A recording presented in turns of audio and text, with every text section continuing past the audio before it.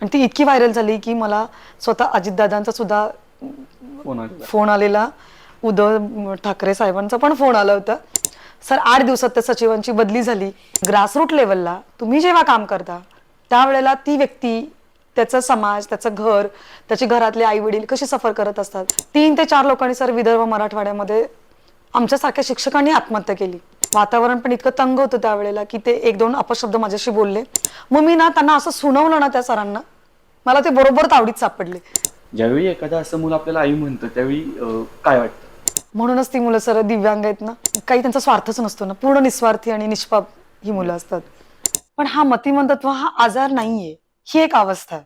मग पालकांची जबाबदारी नाहीये का की त्यांचं मूल घरी सांभाळायची? त्यांना असं वाटतं की आमचं हॉस्पिटल आहे किंवा शाळा म्हणजे हॉस्पिटल आहे आणि यांच्याकडे एखादी जादूची छडी असावी. नमस्कार मंडळी, मॅड स्पिरिट टॉक्सवरच्या आपल्या नवीन पॉडकास्टमध्ये तुम्हा सगळ्यांचं परत एकदा खूप खूप स्वागत. मंडळी, या पॉडकास्टच्या माध्यमातून आपण वेगवेगळे विषय जाणून घ्यायचा प्रयत्न करत असतो आणि आजच्या आपल्या पॉडकास्टमध्ये आपण असाच एक नवीन विषय जाणून घ्यायचा प्रयत्न केलाय. तो विषय म्हणजे पाचवडजवळ एक आपुलकी मतिमंद म्हणजेच दिव्यांग मुलांची निवासी शाळा आहे. या शाळेच्या संस्थापिका माननीय सौ सुषमा पवार मॅडम आज आपल्यासोबत या पॉडकास्टमध्ये गप्पा मारण्यासाठी आलेल्या आहेत आणि आपण त्यांच्यासोबत या मतिमंद दिव्यांग मुलांबद्दलच थोडीशी चर्चा करणार आहोत. तर सुषमा मॅडम, तुमचं पॉडकास्टमध्ये खूप खूप स्वागत. नमस्ते. धन्यवाद. मॅडम, मला या मुलांबद्दल जाणून घ्यायला म्हणजे पहिल्यापासून थोडीशी ओढ होती, पण तेवढा विषयाचं गांभीर्य कळत नव्हतं की बाबा ही मुलं कशी असतात किंवा त्यांची लक्षणं कशी असतात किंवा ते कसे वागतात ह्याच्याबद्दल काहीच माहिती नव्हती. आणि ज्यावेळी आपल्या संस्थेमध्ये भेट देण्याचा योग आला त्यावेळी ऍक्च्युली रिअलाइज झालं की अरे, म्हणजे त्यांचं वागणं आणि इतर मुलांचं वागणं याच्यामध्ये थोडीशी तफावत आहेच, नाही म्हणलं तरी. त्यामुळं मला सुरुवातीपासूनच असं विचारायचं की या मुलांना आपण मध्यंतरी म्हणजे आपली जी नेमप्लेट आहे त्याच्यामध्ये पण मतिमंद नंतर कंसात दिव्यांग हा शब्द वापरलाय, तर तो शब्द स्पेसिफिकली वापरण्याचं कारण काय आहे? सर, तुम्ही आमच्या संस्थेला भेट दिली त्याबद्दल खरंच खूप खूप धन्यवाद. आणि आज आपण या विषयांवर चर्चा करतोय. तर तुम्ही म्हणालात की दिव्यांग हा विषय कंसात कसा काय आला, तर आपले माननीय पंतप्रधान श्री नरेंद्र मोदी सर, तर यांनी आपल्यासाठी तो दिव्यांग हा शब्द त्यांनीच पुढे आणलेला आहे. तो अशासाठी की पर्टिक्युलर एखादं व्यंगत्व लोकांना, समाजाला कळण्यासाठी त्या व्यक्तीला त्याचं म्हणजे हे केलं जायचं किंवा हिनवलं जायचं. म्हणजे त्या व्यंगत्वालाच धरूनच काही लोक समाजामध्ये त्या मुलांना त्रास द्यायची किंवा अशा लोकांना त्यांचा कमीपणा किंवा त्यांचा अपमान व्हायचा. मग त्यांनी त्यांच्याकडे एखादं अंग जे नाहीये, समजा अंधत्व असेल, कर्णबधिरत्व असेल किंवा पायामध्ये अपंगत्व असेल, तर असं पूर्ण वाक्य न म्हणता ते अंग तुमच्याकडे नाहीये म्हणून तुम्ही दिव्य आहात. आणि म्हणून तो दिव्यांग हा शब्द आज पूर्णपणे प्रचलित आलेला आहे. तरी पण आपल्या देशामध्ये किंवा समाजामध्ये 23 प्रकारच्या अपंगांना मान्यता दिलेली गेलेली आहे. मग ते अपंगत्व ओळखण्यासाठी दिव्यांग आणि कंसामध्ये दिव्यांग हा शब्द घेतला जातो. पण सुरुवातीला कारण कसं कळणार ना नक्की कुठल्या क्षेत्रामध्ये अपंगत्व आहे, म्हणून कर्णबधीर पण कंसामध्ये दिव्यांग म्हणजे वेगवेगळ्या ठिकाणी समजा अपंग असल्याचे जे फायदे मिळतात, आरक्षण मिळतं, तर त्याच्यासाठी हे दिव्यांग सर्टिफिकेट आपल्याकडे असणं गरजेचं आहे. अगदी अगदी. ओके. मग दुसरा प्रश्न असा आहे की मतिमंद आणि गतिमंद ह्या दोन्हीमध्ये फरक आहे का? दोन्ही एकाच प्रकारच्या व्यक्तीला म्हटलं जातं, नक्की काय आहे? हा सर, खूप छान प्रश्न विचारलात की बऱ्याच ठिकाणी मतिमंद मुलांना जेव्हा आपण आमच्याकडे सायकोलॉजिस्ट आहेत, मानसोपचार तज्ञ, त्या मुलांचा एक IQ रिपोर्ट्स काढतात, मुलांचं शारीरिक वय आणि मानसिक वय असं हे करून. तर त्यानंतर जेव्हा 120 IQ असतो किंवा 100च्या पुढे जर IQ असेल तर ती व्यक्ती एक नॉर्मल म्हणून, आपण नॉर्मल पर्सन म्हणून समाजामध्ये वावरतो. पण त्याच्या खाली 70 ते 100 हा जो क्रायटेरिया आहे तो गतिमंदांसाठी वापरला जातो. आणि जे बॉर्डर लाईनची जी मुलं असतात आमच्याकडे, ती अगदी 0 किंवा 20 त्यांचा IQ असतो. तर 20 ते 70 याच्यामध्ये येणारी सर्व मतिमंद कॅटेगरीमध्ये मोडतात. आता आपण ज्या वेळेला बघतो की 100 म्हणजे आपण म्हणतो एकदम परफेक्ट व्यक्ती आहे, पण या मुलांचा IQचा रेशो, त्यांचं मानसिक वय आणि त्यांचं शारीरिक वय ह्याच्यामध्ये अभ्यास करूनच त्यांचं बुद्धांक काढला जातो. शारीरिक वय आणि मानसिक वय याच्यामध्ये प्रचंड मोठी तफावत सुद्धा असू शकते. हा, त्याच्यामध्ये तफावत असते. ती मुलं मतिमंद म्हणूनच मान्यता त्यांना मिळालेली असते. आणि गतिमंद हा पण शब्द आता नवीन प्रचलित झालाय, त्याला लर्निंग डिसॅबिलिटी पण म्हणतात. की ती मुलं दिसताना खूप छान दिसतात पण अभ्यासामध्ये कुठेतरी कमी असतात ओके. असं. मग आता ही मतिमंद जी मुलं आहेत, ही मुलं ओळखायची कशी? म्हणजे यांचे सिम्पटम्स आपल्याला दिसून येतात का त्याच्या टेस्ट असतात काही वेगळ्या, की त्या केल्याशिवाय कळत नाही, हं. असं काय आहे? बरोबर आहे. सर आपण एका फॅमिलीचा जर विचार केला तर हं. एका कुटुंबामध्ये समजा एक एकत्र कुटुंब असेल तर त्या कुटुंबामध्ये समान वयाची पण काही मुलं असतात. 6 बरोबर. वर्षाची, 7 वर्षाची, 8 वर्षाची. जेव्हा लहान असताना ही मुलं लक्षात पहिल्यांदा पालकांच्या लक्षात येतात. बऱ्याच वेळेला जर मुलं बॉर्डर लाईनची असेल तर ती सर्वसामान्य मुलांच्या बरोबर खेळतात. सर्वसामान्यांच्या मुलांच्या बरोबर ते सर्व वर्तणूक छान करतात. म्हणजे पण नेहमीचं सगळं चाललेलं असतं नेहमीचं त्यांचं. खूप चांगलं चाललेलं असतं. पण काही वेळेला असं होतं, की एखादं मूल पास होत जातं अभ्यासामध्ये. 1ली तून 2रीत जातं, 2रीतून 3रीत जातं. बरोबर. त्यांना नॉर्मल जो मुलांचा अभ्यासक्रम आहे, ती मुलं कव्हर करतात.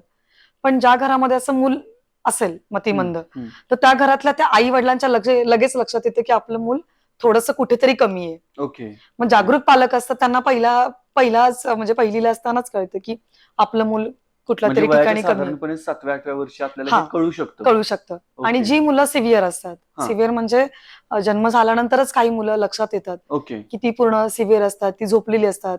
त्यांना भरवावं लागतं, त्यांना औषध पाणी हे आपण पाजावं लागतं. त्यांचं वय कितीही वाढलं, तरी त्यांच्या क्रिया ह्या खूप कमी असतात, ओके. मंद असतात. ओके. मग त्या पालकांना लगेच कळतं, की आपलं मूल हे कुठेतरी फारच कमी आहे ओके. आणि मग तेव्हा ते शाळेपर्यंत येतात. म्हणजे जन्मल्या सुद्धा असं मतिमंदत्व किंवा हा जे हं, दिव्यांगत्व हं, आहे हे येऊ हं. शकतं का? हो, हो. जन्माच्या वेळेला सर म्हणजे खूप पालकांना आम्ही नेहमी सांगत असतो किंवा आत्ताचं जे यंग जनरेशन आहे किंवा कॉलेजमध्ये पण आम्ही बऱ्याच ठिकाणी मुलांचं व्याख्यान वगैरे देतो. तर मुलींना पर्टिक्युलर आम्ही या गोष्टी सगळ्या सांगतो, की तुमचं खाणं-पिणं व्यवस्थित असलं पाहिजे ओके. आत्तापासूनच. ओके. कारण की लग्न कधी ना कधीतरी होणारच असतं. होणारच आहे. काही वेळेला सर असं होतं, की मुली फार व्यवस्थित राहायचंय, आपलं 0 मेंटेन फिगर करायचे. त्या निमित्ताने खाणं-पिणं फार कमी करतात. मग लग्नानंतर पण त्या मुली तसंच फॉलो करतात. मग ज्यावेळेला एखादं मुलगी प्रेग्नंट राहते, त्यावेळेला जर तिला आहार पर्टिक्युलर व्यवस्थित नाही गेला, तर ते मूल म्हणजे पोटामध्ये सुद्धा किंवा गर्भधारणेच्या वेळेला पण कळतं, की हे अपंगत्व आहे म्हणून. ओके. Sir okay. पूर्वी अपंगत्व ह्याच्यामध्ये कळत होतं. ज्यावेळेला सोनोग्राफी वगैरे बरोबर. केली जायची बरोबर. त्यावेळेला. पण आता तर त्याच्यामध्ये फार टेक्निकल खूपच हे झालेलं ॲडव्हान्समेंट आहे, आलेली आहे. ॲडव्हान्स झालेलं आहे. त्याच्यामुळे सगळं कळतात. बऱ्याच वेळेला डॉक्टरांच्या म्हणजे हॉस्पिटलमध्ये पण काय होईल सांगता येत नाहीये किंवा ते बाळाला जन्म घ्यायच्या वेळेला सुद्धा त्याच्या जर डोक्याला असं व्हॅक्यूम लावला किंवा जन्म घेताना त्या बाळाला ऑक्सिजन नाही लवकर मिळालं ओके. हां, तर त्यावेळेला मतिमंद होण्याचे खूप चान्सेस असतात. ओके. असं असतं. ओके. मग बऱ्याच वेळेला मूल झाल्यानंतर पहिल्या 3 महिन्यामध्ये पण जर त्या मुलाला ताप आला किंवा वेगळं काही इन्फेक्शन झालं, बरोबर. तर असं मुलं होण्याचे चान्सेस जास्त असतात. मग मॅडम ह्याला आजार म्हणायचा का? नक्की काय म्हणायचंय या प्रोसेसला किंवा सर तुम्ही खूप छान प्रश्न विचारलात. कारण की आमच्याकडे जे पालक येतात ना, तर ते आजार म्हणूनच घेऊन येतात ओके. आणि त्यांना असं वाटतं की आमचं हॉस्पिटल आहे हं, किंवा हं, शाळा म्हणजे हॉस्पिटल आहे हं. आणि यांच्याकडे एखादी जादूची छडी छडी असावी, आहे. की आमचं मूल तुमच्याकडे आणलंय, तुम्ही आम्हाला वर्षभरात ते मूल छान करून पाठवायचं. तर आम्ही प्रत्येक पालकांना सांगतो, की ही अवस्था आहे. ओके. आजार म्हटल्यानंतर एखादा आजार असला, की आपण त्या आजाराला औषध पाणी करू शकतो. बरोबर. ऑपरेशन असेल तर आपण ऑपरेटिंग करून तो आजार आपण बाजूला करू शकतो. पण हा मतिमंदत्व हा आजार नाहीये. ही एक अवस्था आहे. म्हणजे ही अवस्था जन्माला आल्यापासून मृत्यू होईपर्यंत टिकून राहते का? हो, ही अवस्था तशीच टिकून त्यातून राहते. बाहेर पडणं शक्यच नाही. नाही, नाही. त्यातून बाहेर पडणं शक्य नाहीये. तर त्याच्यामध्ये स्कूलचा रोल असा आहे किंवा आपल्या आजूबाजूच्या लोकांचा, की त्यांना सांभाळून घ्यायचं आणि त्यांना एखाद्या गोष्टीमध्ये त्यांना स्वावलंबी बनवायचं. बरोबर. कारण ही अवस्था आहे. बरोबर. हा आजार नसल्यामुळे ही अवस्था कायम त्या पद्धतीचीच राहणार आहे. बरोबर. आता कसं होतं माहिती आहे का, म्हणजे आमच्या गावाकडे पण एक आहे असा, की ज्याला जनरली किंवा सातारमध्ये पण एक जॉन म्हणून होता. कदाचित तुम्हाला माहिती असेल. हं, हं. मोती चौकाच्या इथे तो असायचा. तर लोकांना कोणीतरी वेगळं काहीतरी करतंय किंवा वेगळं काहीतरी वागतंय म्हणल्यानंतर एक साहजिक उपमा दिली जाते, ते म्हणजे तो येडा आहे. हां, हां. अगदी, अगदी. आणि आपल्याकडे पण ह्या लोकांना म्हणजे मतिमंद असतील किंवा दिव्यांग असतील, तर त्यांना येडा आहे रे तो, त्याची ट्रीटमेंट चालू आहे, असं म्हणून थोडंसं त्याचं गांभीर्य कमी केल्याचा प्रयत्न केलं जातं. पण मला असं विचारायचं आहे, की मग जी सर्वसाधारण मुलं आहेत, शाळेत जात आहेत, त्यांचं नियमित चाललंय किंवा 6व्या वर्षी शाळेत गेलेत, हं, नंतर हं, हं, 10वी हं, झाली, हं, हं. ग्रॅज्युएशन हो, झालंय, हो. नोकरीला लागलेत, ती मुलं आणि ही मुलं यांच्यामध्ये फरक करायचा म्हणला तर आपण फरक काय आहे? तर सर तुम्ही म्हणताय की वेडा म्हटलं जातं किंवा येडा म्हटलं जातं अगदी हा आपल्या हा हा भाषेमध्ये. हा. आणि दुसरा एक खूप छान शब्द लोकांनी शोधून काढलाय, भोळा बळा, किंवा येस. भोळी. म्हणजे ती भोळी आहे, पण ती सगळं करते, पण ती हा थोडीशी भोळी आहे किंवा हा तो हा. भोळा आहे. तर सर मतिमंदत्व हा आता अलीकडे प्रचलित झालेला शब्द आहे. त्याच्यामध्ये फरक असा असतो, तुम्ही म्हणताय तो जॉन किंवा तुम्ही म्हणताय तसं. तर मतिमंदत्व हे घरातल्या लोकांना माहित असतं. शाळेतल्या शिक्षकांनाही ते कळतं की हा हा कमी आहे म्हणजे हा मतिमंद आहे. ओके. पण जी लोक आपण रस्त्यावर फिरताना बघतो, जी मुलं मुली, त्याच्यातली 50% अशी असतात की ती खरंच वेडी असतात. ओके. कारण त्यांचा क्रायटेरिया पूर्ण वेगळा असतो. ओके. तर आपल्या मतिमंद मुलांना 90% लोक वेडीच म्हणणारी असतात. बरोबर पण जेव्हा बरोबर. ती टेस्टिंगला येतात, जेव्हा त्यांचं टेस्टिंग केलं जातं, एक फॉर्म्युला आहे या मुलांचा टेस्ट करायचा, तर तो फक्त सायकेट्रिक आणि सायकोलॉजिस्ट ही लोकच टेस्ट करू शकतात. तुम्ही आणि आम्ही, आम्हाला त्याची गव्हर्नमेंटनी परमिशन दिलेली नाहीये. ज्यांना परमिशन आहे ती लोक ती टेस्ट करून ठरवतात की हा वेडा आहे की हा मतिमंद आहे की ओके. हा भोळा आहे. ओके. भोळा म्हटलं की त्याचं 100% त्याचा IQ 70 ते 100च्या मधला असणार आहे. बरोबर त्याला सगळं कळतं. बरोबर. सामान्य कुटुंबामध्ये कसं म्हणतात की त्याला सगळं कळतं, पण हेच कळत नाही, हे बरोबर कळत नाहीये. बाकी त्याला सगळं समजतं. म्हणजे जेवायचं कसं, खायचं कसं, कुणाशी कसं बोलायचं, एवढं सगळं कळतं. पण बरोबर. स्वतःच्या बिछाण्याची घडी घालायची, कचरा काढायचा, हे नाही बरोबर कळत. मग असं त्याला उपमा दिली जाते सर. मग आता जी मुलं आपल्याकडे आहेत, हं. या मुलांना जेवता येतं का स्वतःच्या हाताने? सर 50% मुलांना जेवायला येतं. ज्यांचा IQ खरंच कमी आहे, ओके. त्या मुलांना भरवावंच लागतं कंपल्सरी. ओके. आणि काही मुलांना जेवलेलं समजतं. काहींना आपण ताटामध्ये अन्न किती घेतलं ते पण नाही कळत. मग ते शिक्षकांनी जागरूक राहावं लागतं त्या ठिकाणी, स्पेशल ओके. टीचरांनी, की त्या मुलाला एवढं, त्याच्या शरीराला एवढी गरज आहे, ह्याला एवढंच द्यायचंय म्हणून. ओके. मग या मुलांना कोणत्या गोष्टी रेग्युलर करता येतात? म्हणजे हं, थोडंसं मला आणखीन यात खोलात जाणून घ्यायचंय म्हणून हं, विचारतोय, किंवा हं, ह्या गोष्टी या मुलांना कळतात आणि ती गोष्ट त्यांची त्यांची ते करू शकतात, असं हं. काही आहे का? हां, होतं ना तसं सर. ज्यावेळेला आमच्याकडे पालक ऍडमिशन घेतात, तर बऱ्याच वेळेला मुलांचे ते प्रॉब्लेमच सांगतात आम्हाला. बरोबर. म्हणजे 99% प्रॉब्लेम सांगतात आणि मी विचारते त्यांना, की याच्यामध्ये चांगलं काय आहे? हं. ते आम्हाला तुम्ही सांगा. वाईट किंवा निगेटिव्ह तर तुम्ही सगळेजण सांगणार. त्याच्यामध्ये चांगलं काय? तर चांगलं काय तुम्हाला जे दिसेल तेच आहे. कारण पालक लोकं फार सफर करतात. त्यांना समाजामध्ये खूप कमीपणाची भावना वाटत असते किंवा त्यांच्याकडे येणारे पाहुणे-रावळे असतात, समाज असतो, शेजारी-पाजारी असतात. त्याच्यामध्ये तुमचं मूल कुठेतरी कमी आहे हे सारखं त्या पालकांवर बिंबवलेलं असतं. हं, हं, हं, मग हं. कुठेतरी त्याच्यापासून लांब जायचं असतं. म्हणून कदाचित ते हे पण या करत असतात. सगळ्यामध्ये मग पालकांची प्रतिक्रिया कशी असते? म्हणजे ते ॲटलीस्ट ॲक्सेप्ट तरी करतात का, की बाबा माझ्या मुलाला असं काहीतरी झालंय, का त्या हं, मुलापासून दूरच राहतात? म्हणजे मी 2-3 ठिकाणी उदाहरणं अशी पण बघितली, ज्यावेळी इथून गेलो मी त्यानंतर बघितलं, की अ, एका म्हणजे एका मुलाच्या वडिलांचं ॲक्चुअली दुसरं लग्न झालेलं होतं. हं, आणि दुसरं लग्न झाल्यानंतर पहिल्या पत्नीपासून जो मुलगा झालाय, त्याची आई तर गेली. आई गेल्यानंतर या मुलाला थोडंसं मतिमंदत्व होतं. तर त्यांनी त्याला बाहेर टाकलं आणि नंतर तो मुलगा माझ्या मते फक्त सुट्टीला एक 5-6 दिवस घरी येतो. पण अदर टाईम तो तिकडेच असतो. आणि मग मी माहिती काढली, की बाबा ते वडील जातायत का त्याला भेटायला, किंवा बाकीचे फॅमिली रिलेशन्स कसे आहेत. तर ते असं म्हणाले, की नाही, त्यांनी म्हणजे तो नाहीच आहे असं गृहीत धरलेलं आहे. सो सगळ्याच पालकांची प्रतिक्रिया अशी असते, किंवा याच्यामध्ये आणखीन वेगळी प्रतिक्रिया हं, कोणती हं, असते का? हं. सर आमच्याकडे पण जे पालक येतात ना, तर किंवा मी आजपर्यंत गेले 20 वर्षामध्ये अशा पालकांना भेटलेली आहे, की त्याच्यामध्ये आपण असं क्रायटेरिया देऊ शकत नाही. जसं माणूस प्रत्येक वेगळं आहे, बरोबर, तसं बरोबर. पालक पण सगळे वेगळे असतात. पण तुम्ही म्हणतात त्याची कॅटेगरीची जास्त संख्या आहे आमच्या पण शाळेमध्ये. जेव्हा 2002 मध्ये मी निवासी शाळेचा विचार केला, तेव्हा मला बऱ्यापैकी सगळ्यांनी विरोधच केला, की निवासी शाळेची काय गरज आहे? हं, मग तुम्ही पालकांना मुलांच्यापासून लांब ठेवता. मग पालकांची जबाबदारी नाहीये का, की हं, त्यांचं मूल घरी सांभाळायची? मग हं, तुम्हीच का सांभाळायला घेताय? माझी त्यावेळेला अशी अडचण होती, की आमची शाळा ग्रामीण भागामध्ये. इथे एवढा काही वर्ग सुधारित नाहीये, की मुलांना आणून आपल्या मुलाला काहीतरी वेगळा अभ्यासक्रम द्यायचा आहे. बरोबर. आपल्या मुलाला वेगळी थेरपी द्यायची आहे किंवा आपलं मूल हे वेगळं आहे आणि त्याला काहीतरी वेगळं करायचंय. हे समजून घेण्याची एवढी कॅपॅसिटीचे पालक वर्ग आमच्याकडे नव्हते. म्हणून आम्ही निवासीची जास्त विचारणा केली आणि निवासी आमची शाळा सुरू झाली. त्यानंतर आम्हाला असं लक्षात आलं सर, की समाजामध्ये प्रत्येक व्यक्ती खूप अडचणीमध्ये आहे. हो, या मुलांच्या पालकांमध्ये. हो. तुम्ही सांगितलेला तसा वर्ग पण आहे, की पहिली पत्नी गेलेली आहे आणि त्या मुलाचं काय करायचं?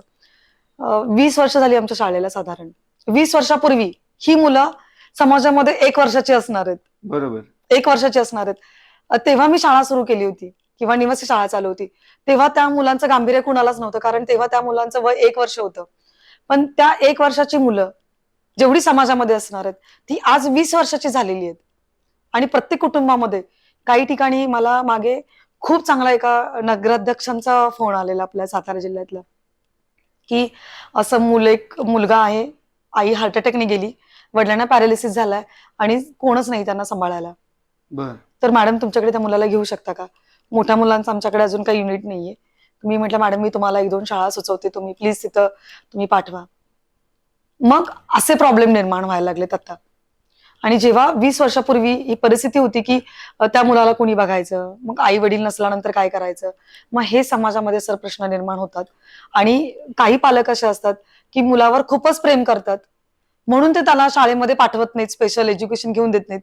आणि काही अजिबातच प्रेम करत नाहीत, की त्यांना आम्हाला म्हणावं लागतं की अरे तुमचं मूल इकडे आहे, तुम्ही कधीतरी येऊन त्याला भेटा ना, असं म्हणावं मूल लागतं. आठवतं आई वडिलांना, म्हणजे त्याला आठवतात का की सर कळतं का 50% त्याला ते? अशी मुलं आहेत की त्यांना आठवतं, त्यांना माहित असतं की हे आपले आई वडील आहेत. काही मुलांना काही फरक नाही पडत, तुम्ही चॉकलेट आणताय, तुम्ही बिस्किट आणताय, ते ओके. मूल खातं आणि ते परत वर्गात जाऊन बसतं आणि मग ते आई वडील निघून जातात. आणि या मुलांमध्ये बऱ्यापैकी असं आहे सर, की 50% सिंगल पॅरेंट्सचीच मुलं शाळेमध्ये असतात. ओके. हा. ओके. काही ठिकाणी असं असतं की मूल झालं म्हणून ती आईच त्या मुलाला बापाकडे सोडते आणि बऱ्यापैकी निघून गेलेली आई पण आहे. काही ठिकाणी असं असतात की बायकोवर दोष दिला जातो आणि मग ते सासू सासरे त्या बाईला या मुलासहित पण बाहेर काढतात. याच्यामध्ये मग बाई किंवा पुरुष हं. यांचा खरंच काही रोल असतो का? का हे अनुवंशिकतेनं किंवा जेनेटिकली हं. आपोआप सुद्धा होऊ शकतं, असं काही प्रूव्ह झालंय का? हा, जेनेटिकली पण हा पण एक त्याच्यामध्ये असू शकतं की होतं की येऊ शकतं हे? हा, जेनेटिकली कुणाचा पण येऊ एकाचा शकतं. दोष आहे असं हो, नाही असं म्हणताय. नाही म्हणता येणार आपल्याला. पण खूप कमी घरांमध्ये असं होतं की ते हे केलं जातं, म्हणजे दवाखान्यातली चूक असेल किंवा घरातली चूक असेल किंवा त्या प्रॉपर लक्ष दिलं नसेल, तर त्याच्यामुळे पण असं होतं. पण नंतर ब्लेम देऊन चालत नाही, बरोबर. की नंतर ती तुझ्यामुळे झालं जबाबदारी की असते. माझ्यामुळे झालं. हा, ती दोघांची पण जबाबदारी असते. आता ही जबाबदारी असते हे पण मान्य केलं. या मुलांसाठी शाळा आहेत हे सुद्धा मान्य केलं. पण जी मुलं शाळेतच पोहोचू शकत नाहीत किंवा हं, जी मुलं शाळेत पोहोचतच नाहीत, हं, हं. दोन्ही गोष्टी वेगळ्या आहेत.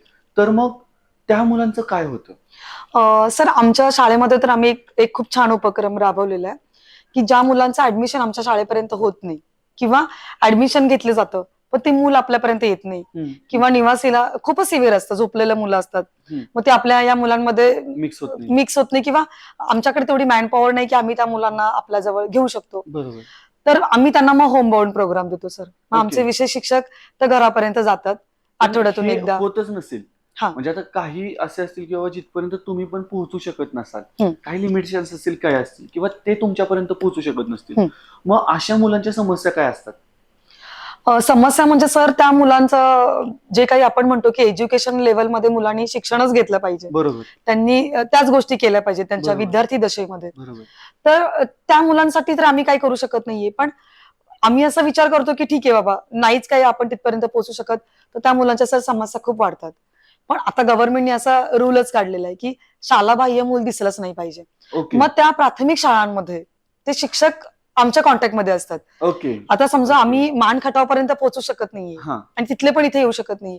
पण मान खटावमध्ये एखादं मोबाईल टीचर काम करू शकत असेल किंवा प्राथमिक शिक्षक असतं, त्यांच्यापर्यंत त्या मुलाचं ऍडमिशन जातच.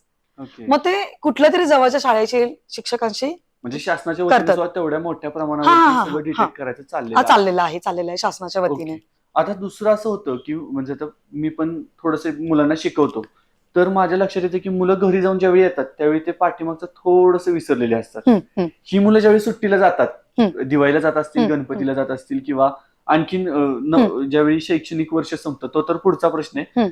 पण आता हा प्रश्न आहे, की मग ही मुलं घरून आल्यानंतर ह्यांना काही परत फ्लॅशबॅक द्यावा लागतो का आपल्याला? हा हा सर, मतिमंद मुलं किंवा दिव्यांग मुलं जी आपली आहेत ना, तर त्यातल्या मला वाटतं आमच्या शाळेमध्ये तरी किंवा मोस्टली असं 80% मुलांना फिट्स येत असतात. ओके. हा, मग त्या फिट्स आल्यानंतर ते मुलं सगळं विसरलेली असतात. त्यांना काहीच आठवत नाही? काही आठवत नाही. तुम्ही आज त्यांना जे शिकवलेलं असेल, हां, हां. हं, आज एखादा त्यांचा लेसन घेतला, तुम्ही त्यांना छान शिकवताय, ती मूल छान अभ्यास करते, त्यांच्या गोळ्या पण सुरू असतात. पण फिट्स येण्याची जी प्रक्रिया होते किंवा त्यांच्यामध्ये जे मेंदूमध्ये जे काही रासायनिक घटना घडतात त्या कुठल्या वेळेला कधी कुठल्या सिम्पटमला होतं ते कोणीच सांगू शकत नाही. ओके, हा. म्हणजे फिट्स येण्याची लक्षणं काहीच नाहीये. काहीच नाही. ती थोडंसं आधी व्हायबल होतात, केव्हाही होऊ ते शकते. केव्हाही कुठेही आणि कुठल्याही क्षणाला त्या मुलांना फिट्स येऊ शकतात. ओके. औषधं सुरू असली तरी सुद्धा जर त्याची तीव्रता फिट्सची वाढली तर त्या मुलांना कुठल्याही क्षणाला कुठेही फिट्स येते. ती आल्यानंतर जेवढं तुम्ही आजपर्यंत त्या क्षणापर्यंत शिकवलेलं असतं ती मुलं टोटल विसरून जातात. आणि मग व्यक्ती किंवा आपण जे राहतोय हं. हे सगळं पण विसरून ते जातात. आम्हाला ओळखतात, त्यांच्या घरातल्यांना पण ओळखतात, पण तिथपर्यंत अजून सायन्स गेलेलं नाही की त्यांना काही लक्षात राहतंय की नाही. आता आम्ही फक्त अभ्यासाच्या बाबतीमध्ये सांगू शकतो. ओके, आता इथे एक आणखीन मुद्दा आहे, तो म्हणजे ही घटना किंवा हा प्रसंग कुणाच्याही बाबतीत होऊ शकतो, हं. की आपण कुठेतरी चाललोय आणि अचानक समोरच्या व्यक्तीला फिट येते आणि तो हं. कोसळतो हं. आणि त्यांची ती तडफड आपल्याला बघवत नाही, बघवत नाही. ऍक्च्युली बघवत अगदी नाही. अगदी अगदी पण त्यावेळी करायचं काय? म्हणजे हा आपल्याला माहिती नसतं की त्याच्यात प्रथमोपचार काय आहे, काय आहेत आणि दुसरं महत्वाचं की आपण काय करावं आणि ते उलट दुसऱ्या टोकाला जायला नको. अगदी बरोबर आहे. त्यामुळे थोडंसं इथं काहीतरी सांगाल की हा. काय केलं सर पाहिजे? स्पेशल टीचर जे आहेत आतापर्यंत सर्व, तर त्यांना आम्हाला ते ट्रेनिंगमध्ये शिकवलं पण जातं. मग ते मुलं फिट्स येणारी जास्त असतात स्कूलमध्ये. प्रत्येक त्यांची औषधं सुरू असली तरी ती प्रोसेस कधी पण होते ते विसरतात. पुन्हा आपण त्यांना शिकवतो. पण एखादी फिट्स तुमच्या समोर जर आली, म्हणजे वर्गामध्ये असं होतं की प्रार्थना सुरू असताना पण एखाद्या मुलाला फिट्स येते, बरोबर. तर तिथे कुठलाही गोंधळ न करता पूर्वीचे लोक कांदा नाकाला लावायचे, चप्पल लावायचे हो. किंवा वेगळंच काहीतरी करायचं. तर तसं करायचं नाही. पहिल्यांदा म्हणजे गर्दी त्यांच्या बाजूने हटवायची. ओके. त्या मुलगा असेल तर त्याचा शर्ट करून फॅन वगैरे लावायचा, त्याला वारा जास्तीत जास्त वारा द्यायचा, त्याला नॉर्मल ब्रिदिंग झालं पाहिजे. ऑक्सिजन त्याला दिलं पाहिजे आणि त्याच्या 2 भुवयांच्या मध्ये एक जोरात प्रेस करायचं की ओके. ते मूल व्यवस्थित होतं लगेचच. ओके, म्हणजे त्याला ह्याच्यासाठी कुठली औषध चप्पल नाहीये. मारायची नाही, कांदा लावायचा नाही, काही नाही. इथे 2 भुवयांच्या मध्ये जर त्यांना जोरात प्रेस केलं, दाबलं बरोबर, की बरोबर. ती लगेच होतात. आणि त्यांना एका कुशीवर झोपवायचं. सगळ्यात महत्वाचं एका कुशीवर. कोणत्याही हा, उजव्या कोणत्याही डाव्या. एका कुशीवर. कारण बऱ्याच वेळेला तोंडातून फेस येतो. बरोबर. झोपण्याच्या अवस्थेमध्ये पडल्यानंतर तोंडातून फेस आलेला असतो. मग असंच जर राहिले तर तो गळ्यामधून परत त्यांच्या फुफ्फुसामध्ये जाण्याची शक्यता जास्त असते. म्हणून वन साईडला करायचं की त्यांच्या काही वेळेला ते बाहेर नाकातून पण पाणी येतं, ओके. तोंडातून पाणी येतं, डोळ्यातून पाणी येतं. तर मग वन साईडला केल्यानंतर ते बाहेर पडून जातं. ओके. असं होतं. आणि खूप प्रसंगांना आमच्या विशेष शिक्षकांना असं सामोरे जावं लागतं. आता विशेष शिक्षकांचा विषय निघतोय आणि मगाचपासून मला तो टॅप करायचा आहे की विशेष शिक्षक आपण जे म्हणतोय, म्हणजे या मुलांना शिक्षण देण्यासाठी वेगळे शिक्षक असतात का? त्यांना हो. प्रशिक्षण वेगळं दिलं जातं का? हो हो आणि मग त्याची मान्यता कुठून, म्हणजे आता शिक्षक म्हणल्यानंतर त्यांना सर्टिफाईड युनिव्हर्सिटी हो आलीच हो पाहिजे, हो. तर ह्याचं काय प्रशिक्षण आहे? सर मी जेव्हा ट्रेनिंग केलं 2000 आणि 2001 मध्ये, तर मी वाई अक्षर इन्स्टिट्यूट म्हणून वाईमध्ये ट्रेनिंग सेंटर होतं. त्यावेळेला पूर्ण फक्त 4च ठिकाणी ते ट्रेनिंग सेंटर होतं. नागपूर, महाराष्ट्रात नागपूर, पुणे, मुंबई आणि वाई अक्षर इन्स्टिट्यूटमध्ये. ओके. तर माझं लग्नानंतर मी तिथे ऍडमिशन घेतलं आणि याचा अभ्यासक्रम पूर्ण वेगळा असतो. आपले जे डीएड आणि बीएडचे शिक्षक असतात, तर त्यांना जो काही पर्टिक्युलर अभ्यासक्रम असतो त्याच्यापेक्षा कितीतरी पटीने टफ हा अभ्यासक्रम असतो. कारण यामध्ये तुमच्या समोर येणारं मूल हे कुठल्या पद्धतीचं येईल माहित नाहीये.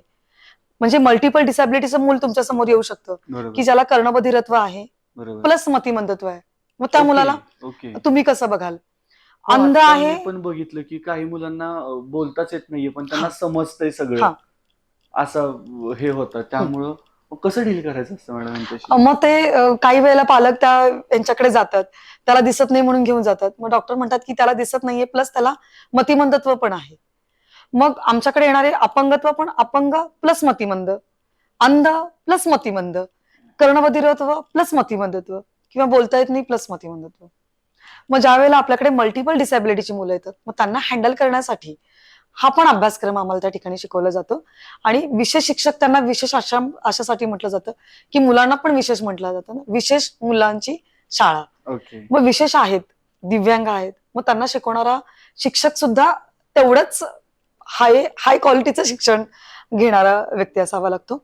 शिकवण्यासाठी इथे डॉक्टर आणि speech therapist, physiotherapist, occupational therapist, की जे आपला मराठी भाषा करत करत आपल्याला ते इंग्लिश पण थोडंफार यावं लागतं. आणि असं सर्व मल्टिपल लोक शिकवण्यासाठी असतात, त्यामुळे म्हणून ते विशेष असतात. ओके. आता मॅडम आपल्याकडं ह्या जे विद्यार्थी आहेत यांच्यासाठी आपण विशेष शिक्षक म्हणतो, पण यांची विद्यार्थी अवस्था कधी संपते आणि विद्यार्थी अवस्था संपल्यानंतर त्यांची पुढं काय सोय होते का?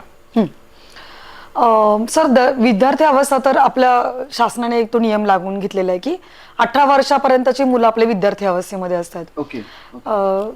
सर्वसाधारण 16 वर्षापर्यंत, म्हणजे पहिली ते 10वी पर्यंत आणि पुढचे 11वी 12वी 16 वर्षापर्यंत. आणि पुढचे 2 वर्ष असे असतात की मुलं आपली FY, SY, TY करतात, 12वी नंतरचं त्यांचा ते अभ्यासक्रम निवडतात. या मुलांच्या बाबतीमध्ये पण असंच आहे. ओके. हा, मग 16 वर्षापर्यंत आपण त्यांना प्राथमिक शाळा म्हणूनच त्या मुलांना वर्गामध्ये बसवून त्यांचं टीचिंग त्यांना शिकवणं किंवा त्यांना थेरपी देणं हे आपण करू शकतो. ज्या वेळेला मूल 16 वर्षाचं होतं, 16 ते 18 या वयोगटातली मुलं ही शाळेमध्येच असतात, पण त्यांना व्यवसायपूर्व कौशल्य म्हणजे स्किल शिकवली जातात. व्यवसायपूर्व कौशल्य म्हणजे तुमच्यासाठी हा नवीनच शब्द असेल. मी इंग्लिश जास्त नाही बोलणार कारण आपल्या इथे संपूर्ण मराठी जास्त वर्ग आहे. तर व्यवसायपूर्व कौशल्य अशासाठी की 18 वर्षानंतर काही ठिकाणी शाळांमध्ये कार्यशाळा किंवा शेतकी कार्यशाळा, वर्कशॉप, शेल्टर वर्कशॉप हे असं सुरू केलेलं आहे. मग त्या ठिकाणी ही मुलं फॉरवर्ड केली जातात किंवा पुढे पाठवली जातात 18 वर्षानंतरचे. मग 16 ते 18 वयोगटातल्या मुलांना काय शिकवायचं, तर फाईल आण, एखादी फाईल वर्गात नेऊन दे किंवा एखाद्या शिक्षकांचं पर्स आणून दे, बॅग नेऊन दे, पाणी घेऊन जा, छोटे मोठं वर्गातला कचरा काढा किंवा बाहेरचं, हे त्या मुलांना शिकवलं जातं अभ्यासाच्या बरोबरीनं. मग ही मुलं ज्यावेळी शाळेतून बाहेर पडतात, म्हणजे आपल्याकडे असं म्हणतात की एकदा तुमचं कॉलेज किंवा शाळा संपली की तुम्ही जीवनाला तोंड द्यायला तयार होतात, नोकरी करायची, पुढे सगळं प्रपंच. ह्या मुलांच्या बाबतीत तसं म्हणता येऊ शकतं का? नाही सर, कारण या मुलांचा अगदीच जास्तीत जास्त त्यांचा IQ हा 5 ते 7 वर्षाच्या मुलांपर्यंतचाच असतो. मग तरी सुद्धा या मुलांची शाळा का बंद होते किंवा 18 वर्ष झाल्यानंतर यांच्यासाठी तशी बघायला गेलं तर कोणती सोय का नसते? सर हा खूप छान तुम्ही प्रश्न विचारला, कारण माझी बहीण तुम्हाला सांगितलंय की त्या पद्धतीची होती म्हणून मी प्राथमिक शाळेला सुरुवात केली. सर ती आता मोठी आहे, मला असं नेहमी वाटतं की आता मोठ्या मुलांचं पण आपण काहीतरी सुरू केलं पाहिजे. महाराष्ट्रामध्ये अशा खूप कमी संस्था आहेत की ज्या 18 वर्षानंतरच्या मुलांसाठी काम करतात. ओके, म्हणजे आहेत अशा संस्था? आहेत आणि 18 वर्षानंतरच्या मुलांसाठी काम करतात. पण सर ते वय पण 40ला येऊन थांबतं. 40च्या पुढे कुठलीही शाळा, कुठलीही कार्यशाळा या मुलांना स्वीकारत नाही. ते त्याचं कारण मी तुम्हाला अशासाठी सांगते की नॉर्मल व्यक्ती म्हणजे आपण जे आहोत ते आपण सुद्धा 35-40 पर्यंत एक आपलं काहीतरी अर्निंग सोर्स आपण शोधत असतो. आपल्याला आपलं लग्न होतं, आपल्याला मुलं बाळ होतात, ते एक ठराविक एज पर्यंत 8वी 9वी 10वीला गेलेली असतात. तसं या मुलांचं काहीच नसतं ना सर, या मुलांचं काहीच नसतं. त्याच्यामुळे त्यांना त्याच्यामध्ये काही पुढच्या गोष्टी नसतात, त्यांचं लग्न होत नाही, मुलं बाळ हा काही नसतो. तर एक व्यक्ती म्हणून ते आपण घरामध्ये सांभाळत असतो. पण त्याचबरोबरीनं जसं आपल्याला 35 नंतर एक शारीरिक प्रॉब्लेम चालू होतात, डायबिटीज असू शकतो, कुणाला वेगवेगळे होऊ शकतात, तसं या मुलांना त्याचा इम्पॅक्ट वयाच्या 30व्या वर्षापासून 20व्या वर्षापासूनच होतो. कारण त्यांची मुळात ते मतिमंद असतात, काही मुलांना फिट्स असतात, त्यांची इम्युनिटी पॉवर कमी असते, त्याच्यामुळे हे आजाराची लक्षणं या मुलांमध्ये फार लवकर सुरू होतात. आणि तुम्ही आमच्या शाळेमध्ये पण बघितलं असेल की जी काही आमचे जुने पालक मुलांना घेऊन नाही जात किंवा नको म्हणतात, मग ती मुलं तुम्हाला 40 वर्षाचा जर नॉर्मल व्यक्ती बघितला आणि 40 वर्षाचा मतिमंद बघितलं तर तुम्हाला लगेच लक्षात येईल की तो फार जर्जर असं दिसतात. असं या मुलांवरती म्हणजे आता पोस्को सारखा कायदा आहे, मात्र तरी सुद्धा या मुलांवरती अत्याचार होण्याचं प्रमाण जास्त आहे का? म्हणजे जस्ट मला वाटलं की बाबा नाही, तुम्ही अगदी बरोबर, खूप छान प्रश्न विचारला सर. की मी इथे स्वतः भुईंज पोलीस स्टेशनमध्ये मी दक्षता समितीमध्ये पण आहे आपल्या. तर सर वर्षातून किंवा महिन्यातून 2 महिन्यातून एक केसेस तिथे येतात की मुलींवर अत्याचार होतात. मग ती मुलगी मतिमंद आहे का मानसिक रुग्ण आहे, इथून आमचं त्यांना सांगणं सुरुवात होते. आणि मग त्या मुलींना समजून घ्यायचं, त्यांचे त्या ज्या पद्धतीने आम्हाला उत्तरं देतात मग ते आम्ही पोलिसांच्या समोर त्या सगळ्या गोष्टी सांगतो की हे असं नाही, हे असं आहे, तिला असं म्हणायचंय, तिला तसं म्हणायचंय. ह्याच्यामध्ये माझा आणि सायकोलॉजिस्ट मॅडम आमच्या दोघींचा रोल असतो. तर या मुलांवर अत्याचार होण्याचे चान्सेस खूप असतात, कारण शासनाने आपल्या त्या मुलांना एक हे म्हणूनच घोषित केलंय की त्यांच्या कुठल्याही स्टेटमेंटवर म्हणजे त्यांच्या स्टेटमेंटला ग्राह्य धरायचं नाही, क्रॉस व्हेरीफाय झालं पाहिजे, त्यांच्या स्टेटमेंटला ग्राह्य धरायचं नाही. ओके ओके, हे असं केलेलं आहे. इव्हन मतदान करण्याचा पण या मुलांना अधिकार नाहीये सर. मतिमंद मुलांना बोलते मी फक्त. ओके. हा. ओके. बाकी बाकीच्या दिव्यांगांना सर्वांना मतदानाचा पण अधिकार आहे. ओके. त्यांचं बोललेलं स्टेटमेंट हे ग्राह्य धरलं जातं. ओके. फक्त मतिमंद मुलांचं नाही धरलं जात, कारण ते आत्ता एक बोलतील आणि मग एक बोलतील, म्हणून त्यांच्यावर कोणी. आणि बऱ्याच वेळेला सर 90% मुलं खरंच बोलतात, पण समजून घेणारं कोणी नसतं त्यांच्याकडे. त्याच्यामुळे त्यांच्यावर अत्याचार खूप होतात, मुलींवर पण होतात. आणि म्हणून आमच्या सारख्या शाळा किंवा पर्टिक्युलर मी मुलींना जे ऍडमिशन दिलेलं आहे तर ते याच कारणासाठी दिलेले की शाळेमध्ये मुली फार सेफ आहेत.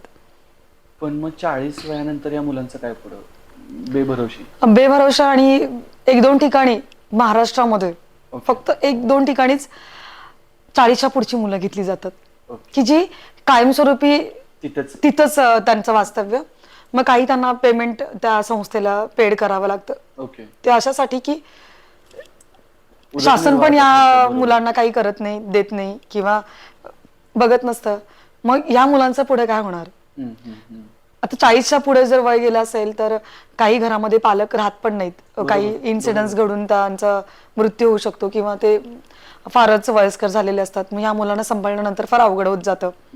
मग त्या वेळेला त्या पालकांना असं वाटतं की कोणीतरी आमच्या मुलांची कायमस्वरूपी जबाबदारी तुम्ही घ्यावी म्हणून. पण त्यासाठी खूप कमी संस्था, अत्यंत कमी संस्था काम करतात सर. आता मॅडम थोडासा पर्सनल प्रश्न विचारायचा की लग्नाच्या आधी सुद्धा खूप छान चाललेलं होतं, लग्नानंतर सुद्धा खूप छान चाललेलं होतं, घरचा म्हणजे सासरचं सुद्धा पाठबळ खूप मोठं आहे तुमचं, आणि मग हे सगळं करत असताना आपण मतिमंद मुलांसाठी काहीतरी करावं ही प्रेरणा कुठून येते? किंवा त्यासाठी म्हणजे अख्ख्या महाराष्ट्रात फक्त 4 ठिकाणी कोर्सेस होते तुमच्यासाठी, आणि त्यावेळी तुम्ही तो कोर्स घेतला. त्याच्यानंतर 2002 साली स्वतःची संस्था स्थापन केली, आणि आज 2023 म्हणजे जवळपास 21 वर्ष हे काम चालू आहे. त्यात अनेक प्रसंग असे आले असतील की बाबा ज्यावेळी वाटलं असेल सोडून द्यावं सगळं आणि बंद करावं, मात्र तरी सुद्धा उद्याचा दिवस काहीतरी नवीन घेऊन येणार आहे आणि त्यासाठी मी तयार असलं पाहिजे. ही जी इच्छाशक्ती, ही जी प्रेरणा आहे, आणि मुळात ह्या सगळ्याची सुरुवात करण्याची प्रेरणा, हे कसं शक्य झालं? सर आम्ही तशा 6 बहिणी आणि 1 भाऊ आहे मला. म्हणजे आम्ही 7 भावंड. आणि छोटा भाऊ म्हणजे नसतानाच आम्ही 5 बहिणींमध्ये त्या बहिणीचा जन्म असा झाला की ती 7व्या वर्षानंतर तिला मेनिंजायटिस झाला. तेव्हा आमच्या आई प्रेग्नंट होती माझ्या भावाच्या वेळेला, 7वा भाऊ म्हणून. तर मी सर्वात मोठी असल्यामुळे मी त्या गोष्टींना फार जवळून पाहिलं होतं. तुम्ही सुरुवातीलाच बोलले होते की या मुलांना वेडं असं संबोधलं जातं, तर माझ्या बहिणीला पण सगळ्यांनी वेड्याची उपमा दिलेली. माझं शिक्षण बऱ्यापैकी मुंबईमध्ये झालं. मग तिथे काही आमच्याच वयाची मुलं मुली असणार खेळताना, तर ते म्हणायचे की ती वेडी आहे, ती वेडी आहे म्हणून. मग ते मला फार असं खटकायचं की आम्ही सगळेजण छान आहे ना, मग तिला वेडं तुम्ही म्हणायचं नाही. त्याच्यामुळे माझ्या तिथे जास्त मित्रमैत्रिणी कोणी झाल्या नाहीत. तेव्हापासून मी त्या गोष्टी फार जवळून पाहत आलेली आहे. माझ्या वडिलांनी आणि माझ्या आईनी आमची मुलगी अशी आहे म्हणून कधी दुजाभाव कधीच केला नाही. त्याच्यामुळे मला तो माहीतच नाहीये खरं सांगायचं म्हटलं तर, कारण मी तो बघितलाच नव्हता. पण ती कुठेतरी कमी आहे, ती आमच्यापेक्षा वेगळी आहे हे आम्हाला सगळ्यांना थोडं थोडं नंतर समजायला लागलेलं. लग्न झालं तेव्हा सर माझं वय फक्त 18 वर्ष होतं. म्हणजे 18 वर्ष माझं एप्रिलमध्ये, 4 एप्रिलला माझा वाढदिवस झाला आणि 1 मेला माझं लग्न झालं. 18व्या वर्षाचं फक्त 1च वर्ष मी 1च महिना हे झाल्यानंतर माझं लग्न झालं. एवढं सगळं भावंड असल्यामुळे फार लवकर लग्न झालं माझं. आणि तेव्हा मोबाईल हा काही प्रकार नव्हता, फोन नव्हते. पण माझ्या मिस्टरांनी मी त्यांना एकच प्रश्न विचारलेला की मला ना पुढे शिकायचं आहे, तर तुम्ही मला शिकायला मदत कराल का? कारण त्यावेळेला मुलींना शिकवून देत नव्हते पुढे. आणि खूप असं इन्सिडन्स सुनेच्या बाबतीत व्हायचं, ती हुंडाबळी वगैरे तो प्रकार 97 मध्ये होता बऱ्यापैकी. मग तेव्हा मी माझ्या मिस्टरांना एकच प्रश्न विचारला. तेव्हा प्रश्न विचारायची पण खरं हे नव्हती, पण आमचे म्हणजे मी नाना म्हणते आमच्या चुलत्यांना, त्यांनी आणि आमच्या काकींनी विचारलं की तिला शिकायचं आहे तर तुम्ही शिकवाल का? मग ते म्हणाले की हा आम्ही शिकवतो. त्यांना कसं वाटलं बऱ्यापैकी की मुली लग्नानंतर शिकतच नाहीत. म्हणजे तसं व्हायचं त्यावेळेला की मुलींच्या अंगावर लगेच मूल झालं दुसरं की शिक्षण बंद असायचं. पण मी फार जिद्दीनं मी तो हट्ट सोडलाच नाही. लग्नानंतर 1 वर्षभर मी फक्त बघितलं सगळं कसं घराचं वातावरण आहे किंवा काय. तर अगदी सर्वसामान्य कुटुंब होतं सर आमचं, अत्यंत. फक्त माझ्या मिस्टरांना कुठलं व्यसन नव्हतं. त्या व्यसन नाहीये ह्या बेसवर माझ्या वडिलांनी लग्नासाठी होकार दिला होता. कारण त्या काळामध्ये व्यसनी फार लोक असायची आणि सासू सासरे पूर्ण म्हणजे कमी शिकलेले. सासरे माझे कुपरमध्ये कामाला होते सातारा रोडला. पण त्यांना खूप असं वाटायचं की माझी सून, ते खूप असं कौतुक करायचे. मी 12वी पास झाल्यानंतर त्यांना खूप माझं कसं कौतुक वाटलं की आमची सुषमा पास झाली. त्यांनी सगळ्यांना पेढे पण वाटले. बर. पण आई वडिलांना त्याचं एवढं नाही काही वाटलं. त्यांच्याकडे दिली आहे ना, तिकडे ते बघून दिल्या घरी घेतील, सुखी राहा. दिल्या घरी सुखी राहा. Okay. मग ते मला कुठे बसवतच नव्हतं असं शांत, की नाही बाबा आपल्याला काहीतरी केलंच पाहिजे. आणि सासू आमच्या पूर्ण जुन्या विचारांच्या होत्या. त्यावेळेला आमची 5-6 एकर जमीन होती. मग त्यांचं असं म्हणणं होतं की ह्या जमिनीचं मग कोण करणार, तू जर नोकरी केली आणि शिकलीस तर जमीन कोण करणार, शेती कोण करणार? हा शेती कोण करणार. तर मी त्यांना असं म्हणायचे की ठीक आहे मी करते ना, कारण मी मुंबईची होती ना. तो माझ्यावर फार मोठा टॅग होता की मुंबईची हिला काहीच येणार नाही, ही मुंबईची हिला धार काढायला येणार नाही, ही मुंबईची हिला शेंगा कुठेच माहित नाही. ती परिस्थिती होती. पण मी एका वर्षात त्या गोष्टीवर मात केली, कारण माझा स्वभावच मूळचा असा की कुणी चॅलेंज नाही करायचं आणि नाही करत असं नाही म्हणायचं. तर मी ते व्यवस्थित करून दाखवणार. मग सर मी गाई म्हशींच्या धारा काढायला शिकले, शेतातली पण बऱ्यापैकी सगळी कामं शिकले. पण मला ते कळत होतं की हे लाईफ आपलं नाहीये, हे आपण काय करतोय, तर आता मला पर्याय नाहीये म्हणून आपण करतोय. तर त्या दरम्यान मला एक लगेच मुलगा राहिला. पण माझ्या सासू सासऱ्याने मला तेवढी मदत केली की पुढचं तू अभ्यास घे, अभ्यास कर. मग सर मी माझं FY TY एक्सटर्नल केलं. मग घरामध्ये मुलाला बघायचं, पाळण्याला दोरीला हे करायचं, रात्रीचा अभ्यास करायचा, दिवसभर सगळी घरातली कामं करायची. तेव्हा सारवायचं घर होतं आमचं, सारवायच्या घरात सगळं करायचं, शेण काढायचं, पाणी पाजायचं, हे सगळं मी करायचे सासऱ्यांच्या बरोबरीने आमच्या. आणि छोटं मोठं मग शेतात पण जायचं, तिथं पण काम करायचं. आणि मग परीक्षेला जायचं. मग उद्या परीक्षा, अगोदर परीक्षा, मग थोडासा अभ्यास संध्याकाळी करायचा. तर अशा पद्धतीने केलं. इव्हन प्रेग्नन्सीमध्ये बायका झोपतात डिलिव्हरी झाल्यानंतर, त्या 3-4 महिने मी कधी नाही झोपले सर. मी खरंच अभ्यास करत होते. तेव्हा त्या आमच्या शेजारी वगैरे बायका म्हणायच्या की अगं तुला नंतर मणक्याला त्रास होईल, अगं तू सारखं बसू नकोस, कशाला ते सारखं पुस्तक हातात घेऊन बसतेस, नंतर डोळ्यांना कमी दिसेल. पण मी म्हणायची नाही, मी आता नाही जर लक्ष दिलं तर मला पुढे काहीच नाही करता येणार. मग घरातली कामं करत करत मी शिक्षण, फक्त माझ्या मिस्टरांनी मला प्रचंड साथ दिली. ट्रेनिंग कोर्स करायला मला अर्ध्या तोळ्याची आम्हाला चैन मोडावी लागली सर. बापरे. म्हणजे 3,000 रुपये फक्त फी होती, ती 3,000 रुपये सुद्धा द्यायची आमची परिस्थिती नव्हती त्यावेळेला. असं कारण आमचा समाज किंवा आपला जो आजूबाजूचा समाज असा होता की स्त्रियांनी बाहेर पडणं आणि तिने काहीतरी करणं हा प्रकारच नव्हता. फार तेव्हा सुरुवात झालेली नुकतीच. यालाच अनुषंगाने माझा पुढचा प्रश्न ऍक्च्युली की एकतर त्या काळी म्हणजे स्त्रियांनी बाहेर पडणं तसं नवीन होतं बघायला गेलं तर. आणि अशातही घरच्यांची विचारसरणी वेगळी, तुमची विचारसरणी वेगळी. तुम्हाला माहिती होतं की एखादी गोष्ट आपल्याला फक्त तात्पुरत्या स्वरूपाची करायची, पण त्या सुद्धा आपल्याला व्यवस्थित केलं पाहिजे, जेणेकरून पुढे आपल्याला यातून बाहेर पडता येईल. हा जो मधला पिरियड होता, या मधल्या पिरियड मध्ये कसं डील केलं स्वतःशी? सर मी ना म्हणजे मी खरंच डील केलं. विचार करा, आज 18 वर्षाची मुलगी काय करते आणि माझं 18व्या वर्षी लग्न झालं. 19 आणि 20व्या वर्षी माझं मी ट्रेनिंगला गेले. म्हणजे मी इथं वाई अक्षरमध्ये ट्रेनिंग घेतलं. ते अशासाठी घेतलं की माझी बहीण जी तुम्हाला मी म्हटलं पूनम, ती मुंबईला एका शाळेमध्ये होती आणि मी माझ्या मुलाला घेऊन मी मुंबईला गेले होते. कारण तेवढे 8 दिवस सुट्टी मला मिळायची दिवाळीमध्ये आणि मे महिन्यामध्ये. तेव्हा मी गेल्यानंतर मला तिच्याबद्दल पहिल्यापासूनच एक आत्मीयता होती की तिचं काहीतरी वेगळं आणि काहीतरी चालू आहे.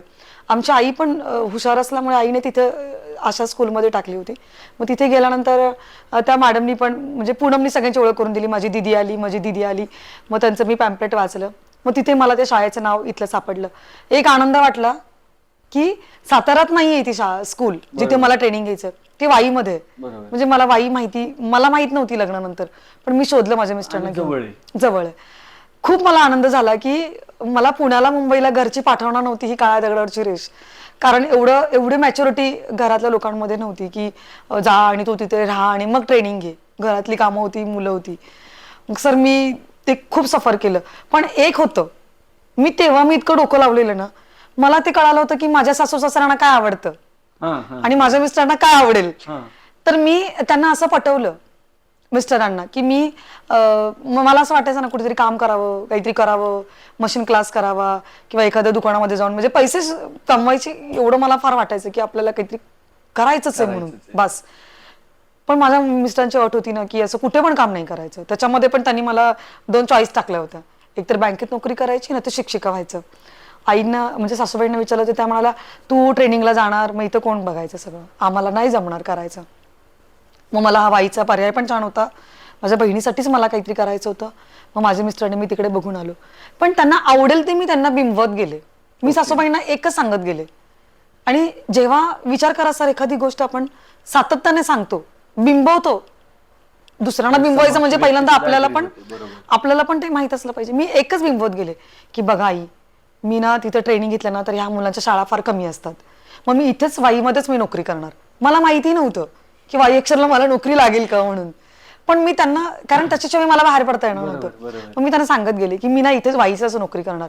त्या शाळेची, या शाळा फार कमी असतात त्याच्यामुळे यांच्या जिल्हा परिषद सारख्या बदल्या होत नाहीत. दुसरा पॉईंट त्यांना मी टाकला, जिल्हा परिषद सारख्याला बदली होत नाही आई, म्हणजे मी इथेच राहणार, म्हणजे मी रोज 10ला जाणार आणि मी 5ला येणार.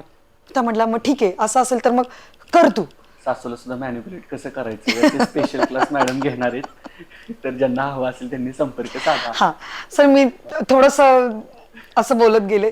आणि सासरांना वगैरे वाटायचं ना सासूबाईंना की हिने रानात जावं, हिने हे करावं ते करावं. मी करायचे, पण मी 50%च करायचे. फक्त एक केलं सर, मी कधी नाही नाही म्हणाले. म्हणजे त्या म्हणाल्या ना की शेण काढायचंय का, हा मी काढते ना. मी असं नाही म्हणाले की ते शेण आहे त्याला मी कसा हात लावू, मग माझ्या वडिलांनी मला हे शिकवलंच नाही, मग असं तसं. त्यावेळेला ती म्हणायची परिस्थिती पण होती, कारण मला बाहेर पडायचं होतं. बरोबर. हा, मिस्टरांना असं कन्व्हिन्स केलं की हे एक चांगलं काम आपलं आहे, आपल्या पूनमसाठी आपण, मला ते करायचं. शाळा वगैरे तोपर्यंत काही नव्हतं, मला फक्त नोकरी एवढं एकच विषय होता. मग त्यांना पण तेच की मी नोकरी करणार, ती जवळच असणार आहे, आणि मला शिक्षिकाच व्हायचंय. मला बँकेत वगैरे नोकरी करायची नाही, कारण मला कॉमर्स एवढं काही हे नाहीये म्हणून. ओके. हा, 2 महत्वाचे प्रश्न आहेत. त्यातला एक म्हणजे शासनाकडून या कामी काही मदत होते का? बर. शासनाशी सांगा आम्हाला. तुम्ही मोठा प्रश्न विचारलाय मला शासनाच्या संदर्भातला. तर आता आम्हाला सुरुवात झालेली शासनाची, की आम्ही 2002ला जेव्हा शाळा सुरू केल्यानंतर 2015ला एक GR निघाला. तर आपल्या महाराष्ट्रामध्ये अशा खूप शाळा आहेत की ज्या या मुलांसाठी काम करतात. आणि या मुलांसाठी काम करत असताना त्यांचे काही नियम आणि काही अटी असतात. त्या सर्व नियम आणि अटी करणाऱ्या संस्थेला आणि शाळेला आज शासन अनुदान देतं. पूर्ण अनुदान देतं? हा, पूर्वी पूर्ण अनुदान दिलं जायचं, पण 2015 मध्ये आत्ताच्या 123 शाळांमध्ये फक्त एक 50%च अनुदान दिलेलं आहे. उलट मी तुमच्या माध्यमातून हे सांगायला खूप इच्छित आहे की जेव्हा एखादं अपंग मूल आपल्या समोर येतं किंवा एखाद्या शाळेमध्ये त्या मुलांचं ऍडमिशन होतं, तेव्हा आपण त्याला असं म्हणू शकत नाही की तुला आम्ही 50%च लक्ष देणार आहे, 50%च आम्ही तुला खायला देऊ, किंवा 50%च या मुलांवर लक्ष ठेवलं जाईल, किंवा 10 ते 5 ज्या शाळेचा नियम आहे तर आम्ही फक्त 50% म्हणजे 3च तास शाळा घेऊ, असं नाही म्हणताय सर. मग तेव्हा आम्हाला 100%च काम करावं लागतं. ही टक्केवारीची सिस्टम यापूर्वी इतिहासामध्ये नव्हती. म्हणजे जो काही आपला इतिहास आलेला आतापर्यंत शाळांचा, तर कुठेही टक्केवारी हा प्रकार नव्हता आजपर्यंत. पण 2015 मध्ये जो GR निघाला त्याच्यामध्ये काही 123 अशा शाळांचे त्यांनी एक पर्टिक्युलर मॉब बनवला आणि त्याचे क्रायटेरिया ठरवला की अ श्रेणीतल्या 123 शाळांना 100% अनुदान देण्यात येईल. हा, मग 100% अनुदान सुरूही झालं, मुलांना दिलं जातं थोडंफार, नाही असं नाहीये, पण त्या मुलांसाठी जो वर्ग काम करतो त्या वर्गासाठी मात्र 50%च पेमेंट. त्यांना फक्त 50%वरच शासनाने शांत बसवलेलं आहे. आणि 2018 मध्ये त्यांनी 50%चा नियम काढला. आणि आजही आमच्या 123 शाळांपैकी सगळी लोक, म्हणजे जवळपास सर्व मुख्याध्यापक, शिक्षक, जे कोणी याच्यासाठी काम करणारे संस्थाचालक आहेत, प्रत्येक जण शासनाची विनंती करते की राहिलेले 50% शिक्षकांना द्या. कारण सर, आज मितीला बरेचसे शिक्षक रिटायर व्हायच्या वेळेला आलेले आहेत. आणि आज तुम्ही विचार करा, 10 आणि 12 हजारामध्ये एखादं फॅमिली कशी रन करणार, एखादा व्यक्ती. त्यांच्या मुलांचं शिक्षण आलं, त्यांना आरोग्याच्या काही समस्या असतात, प्रत्येकाच्या म्हणजे जगण्यासाठी ज्या काही गोष्टी लागतात आपल्या सगळ्या लोकांना, त्याच्यामध्ये कुठेतरी आर्थिक विवंचनालाच त्या लोकांना सामोरे जावं लागतं. त्यामुळे कदाचित हे शिक्षक टिकत सुद्धा नसतील जास्त वेळ. ज्या वेळेला शासनाला अनुदान नसतं शासनाचं, तेव्हा संस्थेमध्ये खरंच ही लोक टिकत नाहीत. कारण जेव्हा एखाद्या चांगल्या ठिकाणी जर यांना जास्त पेमेंट मिळणार असेल तर ही लोक सोडून जातात. आणि म्हणून धडपडून मी एक 50% का होईना पण शाळेला मिळवणं, ह्याच्यासाठी ज्या काही क्रायटेरिया असतात त्याच्यामध्ये मला माझी शाळा बसवावी लागली आणि ते 50% तरी सुरू करून घ्यावं लागलं असं. आता मॅडम एक शेवटचा प्रश्न आहे तो म्हणजे या टक्केवारीच्या संदर्भातच, म्हणजे ज्यावेळी व्हायरल होणं हे ट्रेंडिंग नव्हतं त्यावेळी तुमचा एक कॉल व्हायरल झाला होता आणि हं, त्याचा परिणाम सुद्धा दिसून आला लगेच. हं, तर तो कशा संदर्भात कॉल झालेला होता आणि हं, तो का व्हायरल झाला, हं, आपलं कशा पद्धतीनं व्हायरल झाला आणि त्याचा परिणाम काय झाला, हं. हे फक्त आम्हाला शेवटला जाणून घ्यायला हवे. बर. आता तुम्हाला बोलल्याप्रमाणे 123 शाळांचा तर मी तुम्हाला हा विषय बोलले. बरोबर. तर तुमच्यापर्यंत पण हा विषय पोचला. पोहोचला. तर तसं काही पर्टिक्युलर माझी त्यावेळेला धारणा नव्हती की माझा एखादा कॉल असा व्हायरल व्हावा ओके. आणि कुठली गोष्ट व्हावी. पण त्या वेळेला सर आपला कोविडचा काळ होता कम्प्लीट. आणि कोविडपूर्वी म्हणजे तुम्हाला मी बोलले की 2018 मध्ये शिक्षकांसाठी किंवा कर्मचाऱ्यांसाठी शासनाने GR काढला की तुम्हाला 50% अनुदान तुम्हाला देण्यात येत आहे म्हणून. सर मी एक मुख्याध्यापिका आहे, मी एक संस्थापक पण आहे. मला पण माझं म्हणजे माझं स्वतःचं घर संस्था चालवण्यासाठी चालवायची. मला ते गोष्ट सफर करावी लागली की एक तर पेमेंट नव्हतं. 15 वर्ष 20 वर्ष एखादी संस्था, त्यातल्या त्यात मी महिला म्हणून ती चालवणं माझ्यासाठी प्रचंड आव्हानात्मक ह्या सगळ्या गोष्टी, तीही एका खेड्यासारख्या ठिकाणी. बरोबर. बरोबर आहे. आणि प्रत्येक ठिकाणी कॉम्पिटिशन, प्रत्येक ठिकाणी कॉम्पिटिशनला उतरून मला या गोष्टी करायच्या होत्या. 2018ला ते झाल्यानंतर आज काम होईल उद्या काम होईल. 19-20 मध्ये आपल्या कोविडची परिस्थिती आपण सगळ्यांनी बघितली. शासनाच्या जवळ आम्ही सगळ्यांनी प्रत्येक गोष्टीचा पाठपुरावा केला. ज्या काही त्रुटी होत्या त्या सर्वांनी पूर्ण केल्या. सर्व शासनाच्या स्तरावर शासनाने आमच्याकडून सगळी कामं करून घेतली सर. बरोबर. त्याचा काही अडचण नव्हता. पण एक व्यक्ती असे होते सचिव, मी त्यांचं नाव नाही घेणार, जे आमच्या क्षेत्रातले लोक आहेत त्यांना तो विषय सगळ्यांना माहिती महाराष्ट्रामध्ये. तर त्यांचं आणि माझं थोडंसं त्या संदर्भात थोडीशी एक शिक्षक म्हणून मी जेव्हा बघते किंवा एक मुख्याध्यापक म्हणून बघते किंवा आज एवढा समाजासमोर मला हा विषय सांगायचा आहे, त्यांना काही जे लोक असे चार भिंतीमध्ये बसतात त्यांना माहित नसतं तुम्ही ग्रास रूट लेवलला काय काम करतात, तुम्ही ग्राउंड लेवलला काय काम करतात. ते AC मध्ये बसून त्यांना फक्त एखादी योजना आणायची असते, ती फुलफिल करायची असते, एवढंच माहित असतं. पण ग्रासरूट लेवलला तुम्ही जेव्हा काम करता त्यावेळेला ती व्यक्ती, त्याचा समाज, त्याचं घर, त्याचे घरातले आई वडील कशी सफर करत असतात. 3 ते 4 लोकांनी सर विदर्भ मराठवाड्यामध्ये आमच्यासारख्या शिक्षकांनी आत्महत्या केली. ओके. हा. ओके. का केली तर शासन पैसा द्यायला पण तयार आहे, पण काही असतात सो कॉल्ड व्यक्ती, त्यांच्यामुळे ते पैसे तिथपर्यंत पोहोचतच नव्हते, योजना आमच्यापर्यंत पोहोचतच नव्हती किंवा आमचं कामच होत नव्हतं. की सेवार्थ प्रणाली म्हणून एक आमच्यामध्ये एक काम असतं की त्यासाठी खूप अडवून धरलेलं सगळ्याच 123 शाळांना एका पर्टिक्युलर व्यक्तींनी. ओके. हा. जाणीवपूर्वक थांबवलेलं. ओके. की कोरोना आहे मग बघू, कोविड आहे मग बघू, कोविड झालं, कोरोना झालं, सगळं सुरळीत चाललं तरी सुद्धा ते कामच करायला तयार नव्हते. 4 ते 5 वर्ष त्यावेळेला लोकांनी सगळं सफर केलं की आज सेवार्थाचं काम होईल, कारण सेवार्थाचं काम झाल्याशिवाय पुढे शिक्षकांना पेमेंटच चालू होणार नव्हतं, अनुदान मिळणार नव्हतं. मग मी त्या व्यक्तींना भेटले, मी आणि आमच्या शाळेतला एक मॅडम, आम्ही दोघी जणी त्यांना भेटायला गेलो आणि अगदी नेहमी बोलते त्या पद्धतीनेच म्हटलं, सर हे 123चं कामाचं फाईलचं काम कुठपर्यंत होईल. वातावरण पण इतकं तंग होतं त्यावेळेला की ते 1-2 अपशब्द माझ्याशी बोलले, पण मी काही जाहीर नाही करत आहे. मग ते मला त्या गोष्ट नाही आवडली. खूप मी सफर केलं त्या गोष्टीला की काही बोलले असतील, ते शाळांच्या बाबतीमध्ये बोलले असतील किंवा मुलांच्या बाबतीमध्ये बोलले असतील, पण ती एक शिक्षक म्हणून मला माझा स्वजागा झाला, मला काही ते त्यांचं बोलणं पटलं नाही. मग बाहेर आल्यानंतर मी एकच केलं की ही गोष्ट बरोबर नाहीये. अशा प्रकारचे जर सचिव असतील आपल्या सामाजिक न्याय विभागाला तर ते सगळ्यांसाठी प्रचंड चुकीची गोष्ट आहे.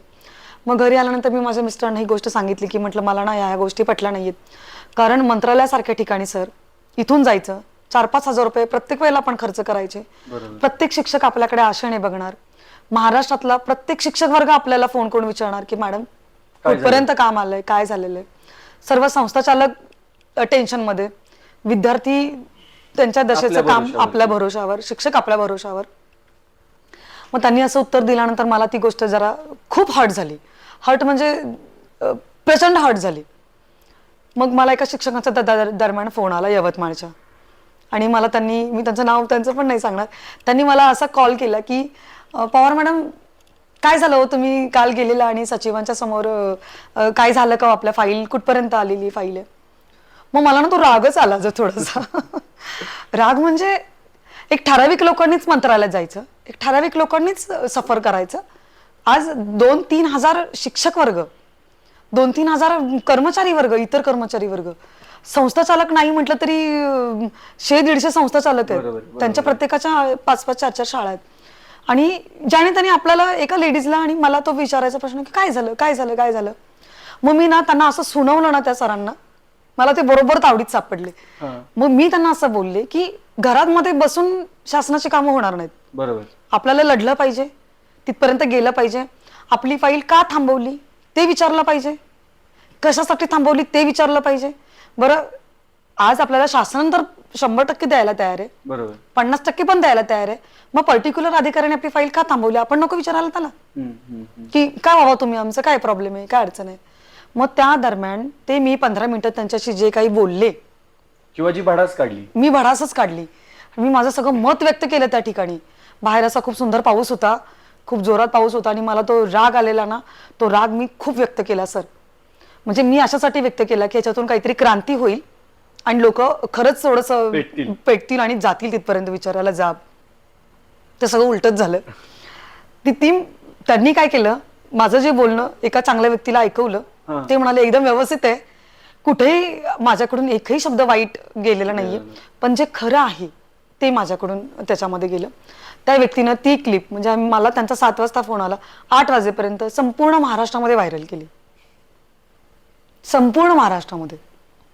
ते त्यांनी करताना असं केलं की सर बघा त्या मॅडम कशा बोलतात, पण ह्यांचं म्हणणं बरोबर आहे. म्हणून त्यांनी एका व्यक्तीला पाठवली, त्यांनी त्यांच्या मित्राला पाठवली की बघा त्या मॅडमचं अगदी बरोबर बोलणं. सर असं करत करत ती क्लिप माझी सगळ्या शाळांना, सगळ्या संस्थांना, सर्व अधिकारी ऑफिसला आणि पूर्ण मंत्रालयामध्ये व्हायरल झाली. आणि ती इतकी व्हायरल झाली की मला स्वतः अजितदादांचा सुद्धा फोन आलेला, उद्धव ठाकरे साहेबांचा पण फोन आला होता की तुम्ही अशा पद्धतीने बोललात मॅडम. आणि 1-2 व्यक्तींनी मला, मुंबईचे आमदार आहेत बघा, तर त्यांनी मला फोन केला आणि त्यांना जोडून दिलेला. आणि ते असंही बोलले की म्हटलं मॅडम तुम्ही जे बोललात ना, तर हे काम खरंच आम्ही करणार आहे फास्टमध्ये.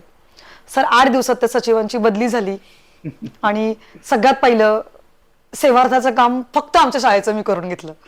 आणि माझ्यानंतर सगळ्या 123 शाळांचं काम हे परिपूर्ण झालं सर सेवार्थमध्ये. खरंच एक शेवटचा प्रश्न म्हणजे मगाशी पण आपण ज्यावेळी शाळेत होतो त्यावेळी मला ही गोष्ट जाणवली. आपण जी मुलं आहे ना, म्हणजे मी सुद्धा आहे किंवा जी मुलं जनरली असतात तर ती काकीला सुद्धा क्वचित आई म्हणतात, मावशीला मानलेली आई असतं पण तिला सुद्धा क्वचित आई म्हणतात. पण आपली जी मुलं होती शाळेमध्ये ती शिक्षकांना आई म्हणत होती आणि आतमधून येत होतं त्यांच्या, की त्यांना कोणी सांगितलेलं नव्हतं की तुम्ही आई म्हणा किंवा नाही. ज्यावेळी एखादा असं मुलं आपल्याला आई म्हणतं त्यावेळी काय वाटतं? तुमच्या डोळ्याच्या पाना तुमच्याच कडा ओलवल्यात सर. ते सुख फार म्हणजे खूप वेगळं असतं. तुम्ही आजही बघितलं, तुम्ही परवाही बघितलं की आपल्या घरातले नॉर्मल मुलं आपल्याला थोडंसं हे करतात की किंवा आपल्याकडे लक्ष नसतं आई आणि वडिलांच्याकडे. या मुलांसाठी तो काहीच भेदभाव नसतो. तुम्ही त्यांच्या प्रेमाने जवळ जा, तुम्ही मायेने जवळ जा, मग तो तुम्हाला बाबा पण म्हणतील आणि आपल्याला आई पण म्हणतील. आणि या मुलांचं तेवढं असतं सर.